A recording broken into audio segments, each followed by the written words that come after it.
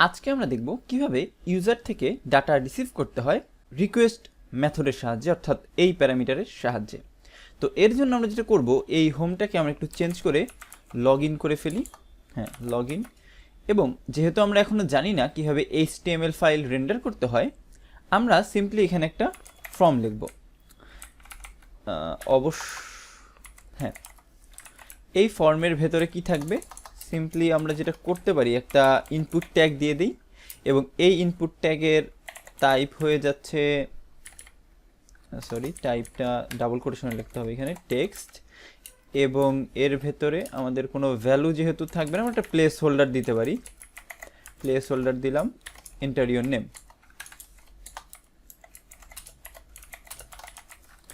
এবং এটার একটা নেম দিয়ে দিচ্ছি আমি, যেটার নাম দিলাম ইউজার নেম।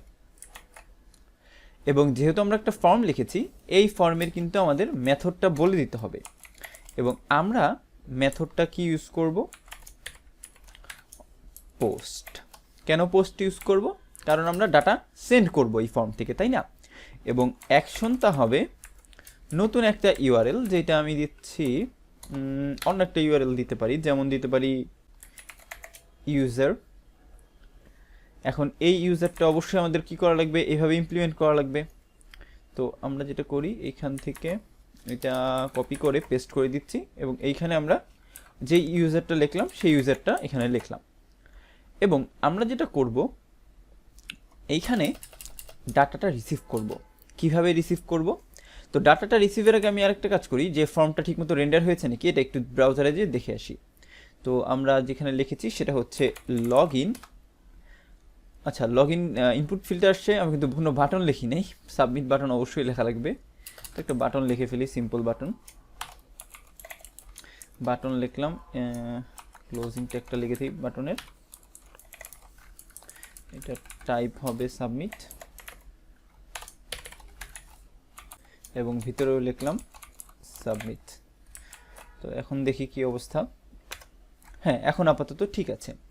তো আমরা যেটা করব, এই ইউজারে প্রথমে ডাটাটা রিসিভ করব। যে কিভাবে আসলে ডাটাটা রিসিভ করে দেখি। তো এইখানে ডাটাটা রিসিভ করা কাইন্ড অফ অনেক সোজা। আমরা জাস্ট কনসোল লক করব, কিচ্ছু না করে,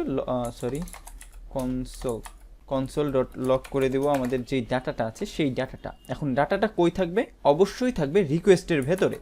তো রিকোয়েস্টের ভেতরে যদি আমি লিখি রিকোয়েস্ট ডট বডি, তাহলেই এই বডিতে, অর্থাৎ আমাদের HTML ফাইল থেকে যেই বডিটা আসছে সেই বডির ভেতরে কি ডাটা আছে সেগুলো আমরা পেয়ে যাব, এটাই আমরা আশা করতেছি।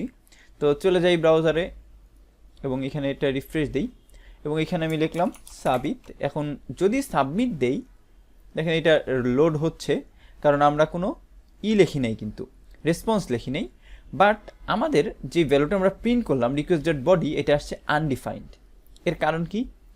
কারণ হচ্ছে বাই ডিফল্ট এক্সপ্রেস আমাকে যেই ডাটাটা সেন্ড করছে আমাদের ব্রাউজার, সেটাকে পার্সিং করে দেয় না, ওইটাকে আমাদের এক্সটার্নাল একটা প্যাকেজ ইউজ করে পার্স করে নিতে হবে। এর জন্য আমরা যেটা করব, আমাদের সার্ভারটা অফ করছি এবং এইখানে আমরা একটা এক্সটার্নাল প্যাকেজ ইউজ করব, যেটার নাম হলো বডি পার্সার। এর কাজ হচ্ছে বডির থেকে যে ডাটাগুলো আসবে, নর্মাল ডাটা লাইক ফাইল বা জেসন হলে কিন্তু হবে না, নর্মাল যে ডাটা আমরা এখন পাস করছি এরকম ডাটা সে পাস করে ইউজার রিডেবল করে দিবে বা আমার ব্যাকএন্ডে প্রপারলি পাঠিয়ে দিবে। তো এটার নাম হচ্ছে বডি পার্সার এবং এইটা হচ্ছে আমাদের প্রজেক্টে লাগবে, তার জন্য আমরা ড্যাশ সেভ দিয়ে ইনস্টল করে নিচ্ছি। তো এখানে কিছু ভুল করেছি মনে হয়, npm ইনস্টল স্পেলিং ভুল হয়েছে। তো এটা ইনস্টল হয়ে যাওয়ার পরে আমরা এটা কই ইউজ করব, আমাদের এই app.js এ। তো এখানে আমরা আরেকটা কনস্ট নিচ্ছি, এর নাম দিচ্ছি বডি পার্সার। রিকোয়ার ইউজ করে যেই বডি পার্সারটা ইনস্টল করলাম সেই বডি পার্সারটা এখানে নিয়ে আসলাম। এখন এই যে বডি পার্সারটা নিয়ে আসলাম, এটা কিন্তু ইউজ করতে হবে কোথায়? আমরা যেই অ্যাপটা ইউজ করছি এক্সপ্রেসের, তার ভেতরে app.use লিখে তার ভেতরে আমরা ইউজ করব এই বডি পার্সার। তো এইখানে দেখেন বডি পার্সার লেখার পরেই এখানে একটা ক্রস মার্কের মতো বা উপর দিয়ে একটা আন্ডারলাইন চলে আসলো। কারণ কি, যদি আমি এটার উপরে নিয়ে যাই, এখানে লেখা দেখেন বডি পার্সার ইজ ডেপ্রিকেটেড। এই ডেপ্রিকেটেড মানে হচ্ছে এই বডি পার্সারটা এখন আর ইউজ করা হয় না বাট আপনারা যদি প্রিভিয়াস কোনো প্রজেক্ট দেখেন তখনও এই বডি পার্সারটা ইউজ করা হতো, বাট এখন আপনি চাইলে এটা ইউজ করতে পারবেন। বাট বডি পার্সারের যেই প্রতিষ্ঠাতা আছে বা যেই ক্রিয়েটর আছে সে এইটাকে আর কখনোই আপডেট করবে না। আপনি যদি কোনো বাগ পরে সম্মুখীন হন কোনো বাগের, সেই বাগটা আপনি আর সলভ করতে পারবেন না, এটা এখানেই থেকে যাবে এরকম বিষয়টা। তো আমি আপনাদের শুরুতে এই বডি পার্সার দিয়ে কাজটা দেখিয়ে দেব, তারপরে আমরা যেটা করব নতুন একটা মেথড দেখব, সেটা দিয়েও আমরা ডাটাটা এনকোড করে দেখব বা পার্সিং করে দেখব। তো বডি পার্সার ইউজ করতে হলে আমাদের এই বডি পার্সারের একটা মেথডকে ফার্স্টে কল করতে হবে, যেটার নাম হচ্ছে ইউআরএল এনকোডেড। এই মেথডটাকে কল করব এবং তার ভিতরে আমাদের একটা প্যারামিটার আছে যেটার নাম হচ্ছে এক্সটেন্ড, সেটাকে ফলস করে দিতে হবে। এটা কেন ফলস করতে হবে সেই ব্যাখ্যায় আমি আর যাচ্ছি না, জাস্ট এটুকু জেনে রাখেন এটা হচ্ছে বডি পার্সার ইউজ করার ওয়ে। তো এইটা করার ফলে যেটা হবে ডাটাটা প্রপারলি আমরা পাবো। এখানে যদি আমরা একটু কনসোল লক করি, এখন করাই আছে যেটা ক্লিয়ার করে দিচ্ছি এবং আমি আবার আমাদের সার্ভারটা রান করছি এবং চলে যাচ্ছি ব্রাউজারে। আমি ইউজারে না যে এটা তো ইউজার না ছিল, লগ ইনে গেলাম।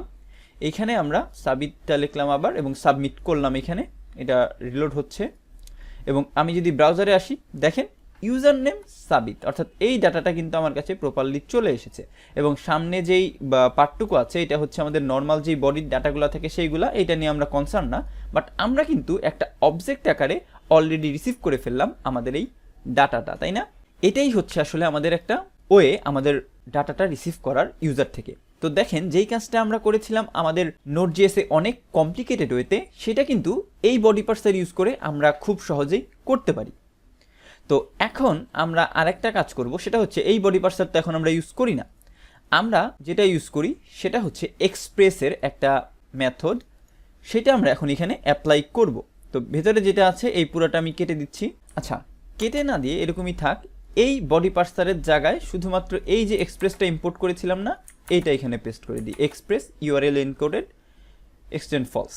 তো এই যে হয়ে গেল এই কাজটা। এখন আমরা কি করব, এই রিকোয়েস্ট অফ করে দিই, আবার লগ ইনে আসি এবং এখানে র্যান্ডম লিখলাম এএসডি, এটা সাবমিট করে দিলাম এবং আবার যদি এখানে আসি দেখেন এখনও কিন্তু প্রপারলি আমরা ইউজার নেমটা যেটা দিয়েছি সেটা পাচ্ছি এবং ইউজার নেমটা কোথা থেকে পেলো, এই ইনপুট ফিল্ডের নামটাই হচ্ছে ইউজার নেম।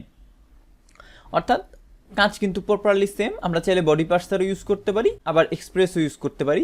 তো বডি পার্সারটা যেহেতু ডেপ্রিকেটেড হয়ে গেছে, তো ওইটা এখন আর ইউজ না করাই বেটার।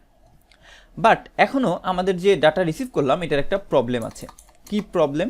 এটা আমি রিকোয়েস্ট অফ করে দিই, অনেকবার চলে আসলো, এটা সেভ দিই এবং এখন যদি আমি npm start লিখি, এখানে যেহেতু আমরা /user লিখেছি, আমি যদি যে /user যেটা আছে এইখানে যাওয়ার চেষ্টা করি, সার্ভার কিন্তু লোডিং আছে এবং যদি আমার করে যাই এখানে একটা ফাঁকা অবজেক্ট পেয়েছি। এর কারণ কি? কারণ হচ্ছে আমরা কিন্তু লিখেছিলাম যে মেথড পোস্টের জন্য এই ইউজারে যাব, অর্থাৎ এই ইউজার রাউটিংয়ে যাব, কিন্তু এইখানে ইউজার রাউটিংয়ে যে এখন আমরা রিকোয়েস্ট পাঠালাম এটা ছিল একটা গেট রিকোয়েস্ট, আমরা কিন্তু কোনো ডাটা পাঠাই নাই বা পোস্ট মেথড ইউজ করি নাই। তারপরেও আমরা এই ইউআরএলটা ইউজ করতে পারছি app.use এইভাবে ডাইরেক্ট ইউজ করার জন্য।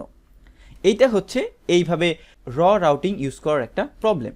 এই প্রবলেমটা আমরা সলভ করব পরবর্তী ভিডিওতে। তো আশা করি এতটুকু বুঝতে পেরেছেন যে কিভাবে আমরা রিকোয়েস্ট বডি দিয়ে আমাদের পুরো ডাটাটা পেতে পারি এবং এখানে যদি মাল্টিপল ইনপুট ফিল্ড হতো সবগুলা একটা অবজেক্টের ভেতরে একের পর এক চলে আসতো। তো আশা করি আজকের ভিডিওটা বুঝতে পেরেছেন। সবাইকে ধন্যবাদ।